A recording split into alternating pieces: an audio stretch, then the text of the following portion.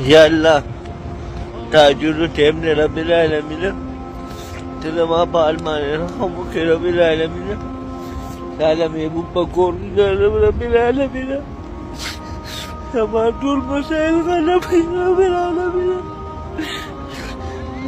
تاخو مقابرانو باندې رحم کړلی رب العالمین. دا یاد ساتئ الله پاک چرته د خپل بنی آدم سره زیاتې نه کوي. الله پاک د خپل بنی آدم سره د یو میندونو سیوا مینه کوي.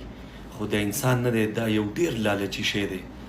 دا لږ به ستاسو یاد دا په شګو کې وو او دقه به یې د الله پاک نه ګیلې کولې وې ټوله دنیا مزه کې او زه په شګو کې یم او بیا یې په ما پسې ویډیو روغ کړه چې ما خپل رسټورنټ ته بوځه.